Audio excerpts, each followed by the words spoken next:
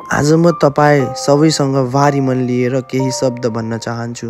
यो संसारमा सबैभन्दा सुरक्षित ठाउँ भनेको आमाको काख हो। तर आज दुर्भाग्य, केही साना नानीहरूको त्यो काख सधैँको लागि गुमाउन बाध्य भएका छन्। एउटा दुःखद दुर्घटनामा यो सानो बच्चाहरूको आमा अब यो संसारमा रहेनन्। आमाको माया पाउने उमेरमा आज उनीहरू अनाथ बनेको छन्। उनीहरूलाई न त केही दोष दिन सकिन्छ, न त केही गल्ती। तर भाग्यले यति ठुलो प्रहार गर्यो कि आमाको आवाज, माया सबै सम्झनामा मात्रै सीमित भयो। आज त्यो सानो आँखामा डर छ र सबैभन्दा ठुलो कुरा आमाको अभाव छ। उनीहरूलाई अहिले सुरक्षित काख चाहिएको छ, माया गर्ने मन चाहिएको छ र एउटा परिवार चाहिएको छ।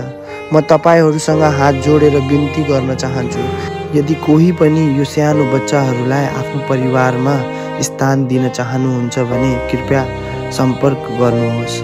आमा र बुवा भन्न पाउने मौका दिनुहोस्। धन्यवाद। मानवता अझै बाँकी छ भन्ने विश्वास दिलाउनु भएकोमा।